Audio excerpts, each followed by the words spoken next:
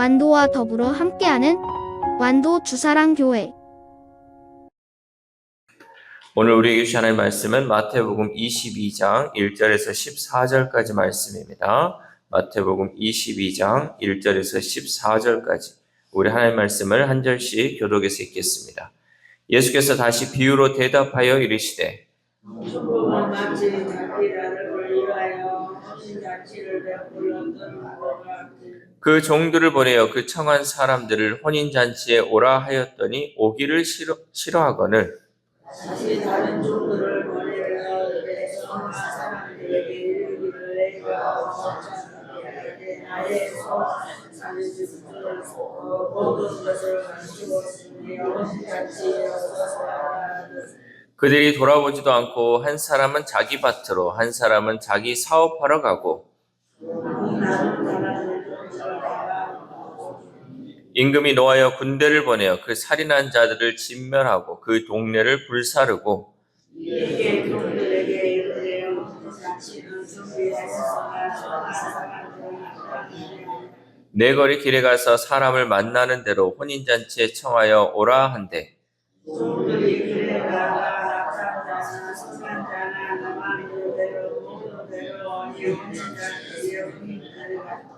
임금이 손님들을 보러 들어올새 거기서 예복을 입지 않은 한 사람을 보고 이르되 주여 어찌하여 예복을 입지 않고 여기 들어왔느냐 하니 그가 아무 말도 못하고 임금이 사원들에게 말하되 그 손발을 묶어 바깥 어두운 데에 내던지라 거기서 슬피 울며 이를 갈게 되리라 하니라.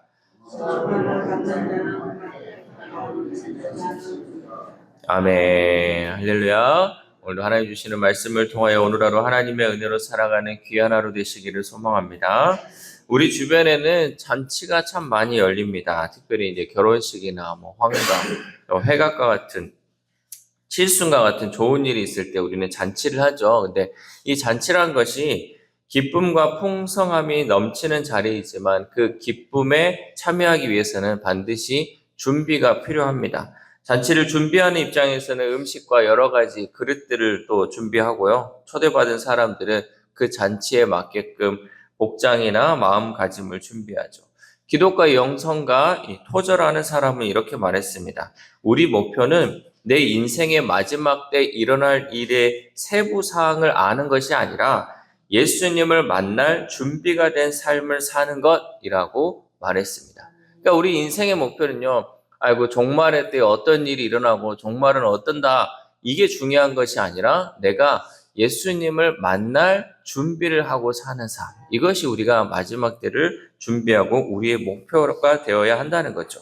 오늘 본문에서 예수님은 하나님 나라를 혼인잔치로 비유하시며 우리가 어떤 마음과 또 어떤 모습으로 이 초대에 응해야 하는지를 보여주고 계십니다. 왕이 베푸는 이 잔치는 매우 영광스러운 구원의 잔치이며 우리는 그 자리에 초청받은 사람들입니다. 그렇다면 이 비유를 통해 누가 참된 손님인지 또 그 잔치에 필요한 예복은 무엇인지 우리가 오늘 말씀을 통해 함께 은혜 받기를 소망합니다. 먼저 본문을 보면 임금이 아들의 혼인잔치 날에 이미 초대한 사람들을 불렀지만 그들은 오기를 싫어했습니다. 우리 3절 말씀 시작. 그 종들을 보내어 그 청한 사람들을 혼인잔치에 오라 하였더니 오기를 싫어하거늘. 아멘. 고대에는요, 잔치 전에 2번 초청하는 것이 관례였어요. 그러니까 우리 같은 경우는 그냥 한 번 그때 오시오 하고 하면 끝나는데 이제 예전에는 그걸 2번 하는 게 이제 예의였다는 거죠.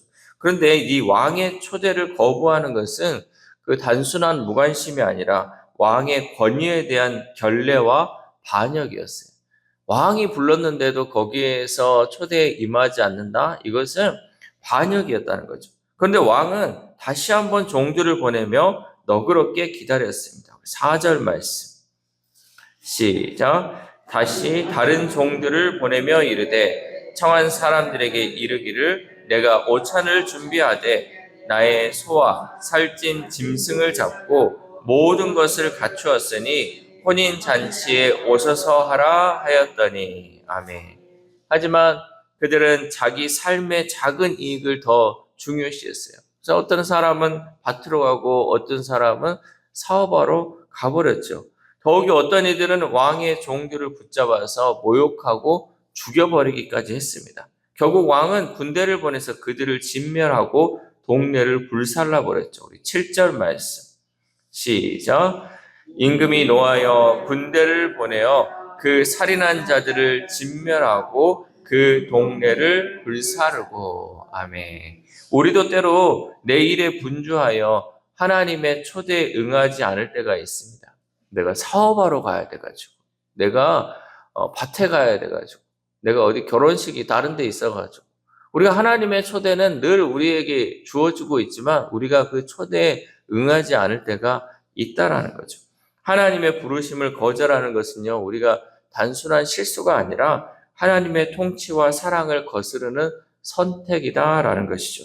그 하나님은 오늘 우리의 삶 가운데서도 하나님 나라의 잔치 자리가 비지 않기를 원하시며 한 영혼이라도 더 그 자리에 앉기를 기다리고 계시는 줄 믿습니다.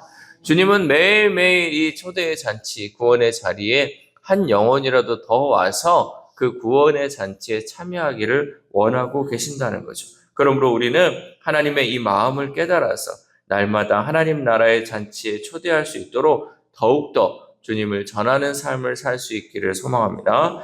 이렇게 왕에게 초대받은 사람들이 모두 거절하자 왕은 종들에게 명령합니다. 9절 말씀 시작. 내 거리 길에 가서 사람을 만나는 대로 혼인잔치에 청하여 오라 한대. 아멘. 왕은 종들에게 이제 길에 나가서 만나는 사람들을 모두 데려오라고 명령했어요. 전에는 이제 초대받은 사람들이 있었죠. 그러니까 우리가 봤을 때는 유대인들이 하나님의 선택한 그 백성들이 있었는데 이 사람들이 오지 않자 이제는 그 다른 사람들, 이제 유대인에게서 넘어가서 이방인의 또 선택받지 않았던 사람들에게 모두 그 초대가 넘어갔다는 거죠. 사방에 모인 사람들은요, 신분도 배경도 과거도 다 제각각이었습니다. 초대된 사람들은 악한 자나 선한 자나 가리지 않고 왕의 은혜로 그 자리에 앉게 된 것입니다. 이것은 하나님이 누구든지 세리든 죄인이든 이방이든 믿음으로 응답하는 자를 받아주시는 믿음의 원리이고 은혜의 원리를 보여주고 있다라는 거죠. 그러니까 처음에 하나님이 선택한 백성들, 하나님이 부르셨던 그 사람들이 거부하자 이 이제 초대가 그 다음 이제 선택받지는 않았지만 하나님의 은혜로 모든 사람, 자격은 없지만 그 사람들에게 주어졌다라는 거죠. 결국 천국 잔치는요, 자격의 문제가 아니라 은혜의 문제라는 사실입니다. 우리가 하나님의 은혜로 들어가야 되는데 우리가 내 어떤 자격을 가지고는 천국에 갈 수 없다는 거죠. 이렇듯 우리의 형편과 처지와 자격이 아무리 형편없을지라도 우리의 모든 연약함보다 하나님의 은혜가 더 큰 줄 믿습니다. 그러니까 우리의 부족함을 볼 것이 아니라 우리는 늘 하나님의 은혜를 봐야 된다는 거죠. 내 부족함보다 더 크신 하나님의 은혜를 바라봐야 한다는 거죠. 그러므로 우리는 이 사실을 믿고 하나님이 부르실 때 믿음으로 응답할 수 있기를 소망합니다. 이제 마지막으로 가장 중요한 순간 왕이 손님들을 보러 들어옵니다. 우리 11절 말씀 시작. 임금이 손님들을 보러 들어올세 거기서 예복을 입지 않는 한 사람을 보고. 아멘. 왕은 그곳에서 예복을 입지 않은 한 사람을 보았습니다.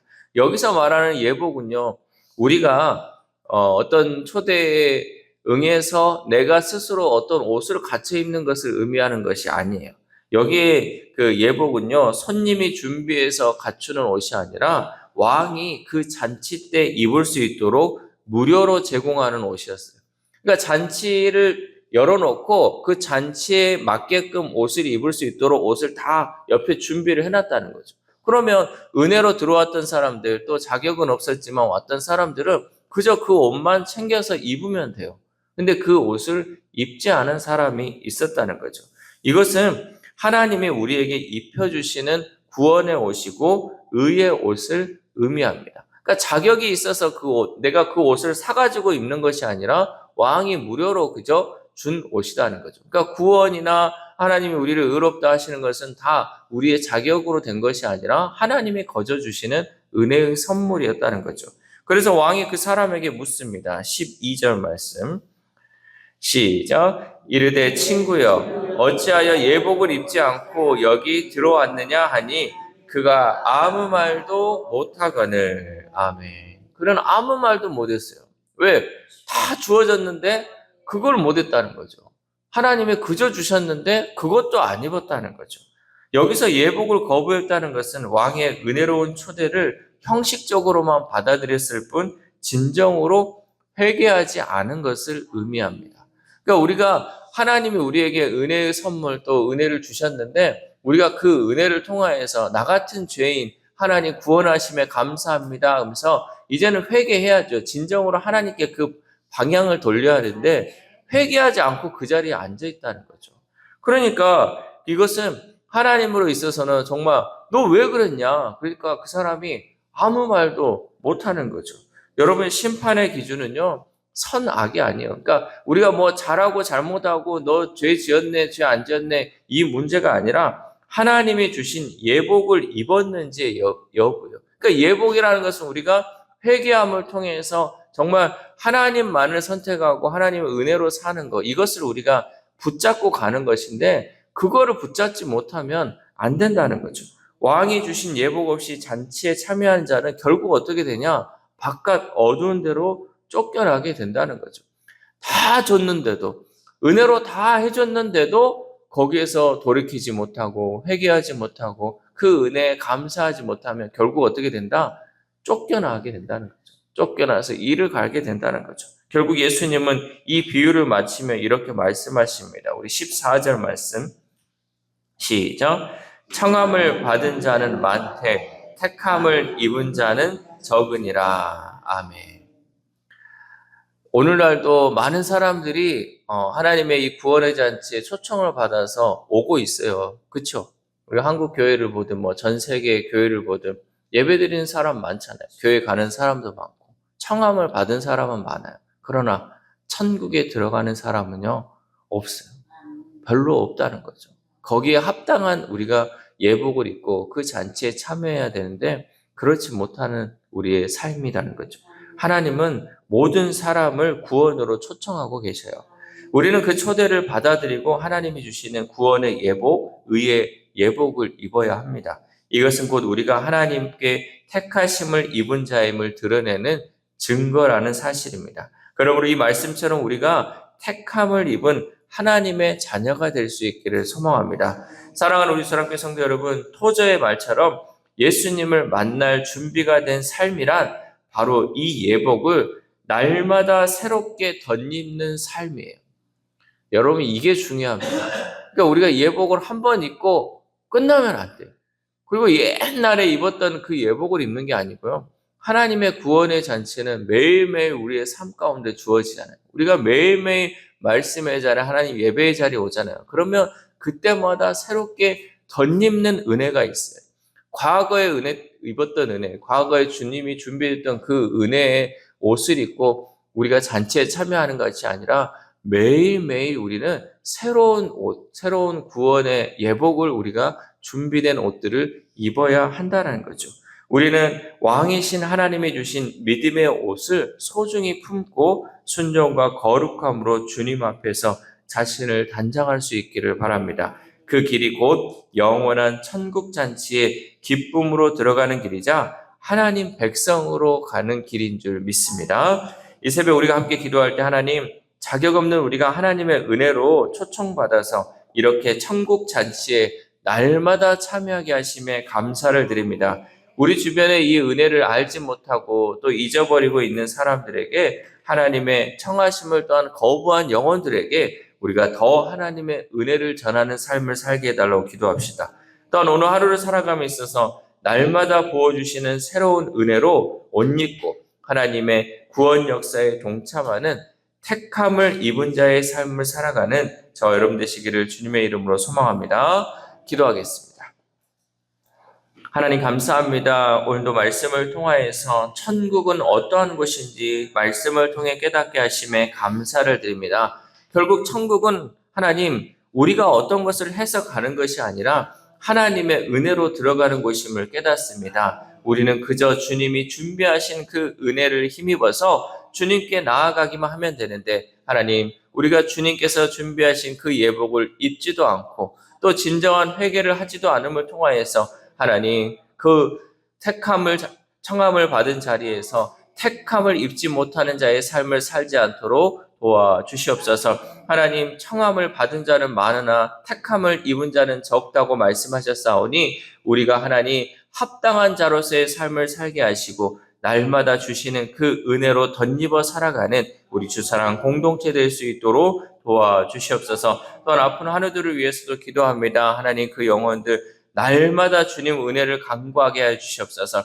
하루 이틀 또 몇 년, 10년 이상의 아픔을 통하여서 이제는 그것을 포기하며 주님께 간구하지 않는 것이 아니라 하루하루가 정말 새날인 것에 감사함을 통하여서 날마다 주님께 그 은혜를 간구함을 통하여서 하나님이 정하신 그 때에 온전한 치료의 역사를 경험할 수 있는 우리 환우들의 삶이 될 수 있도록 도와주시옵소서. 또한 우리의 다음 세대에 우리의 자녀들이 있습니다. 하나님 우리 영혼들 하나님 지혜로운 자로 살아갈 수 있도록 도와주시옵소서.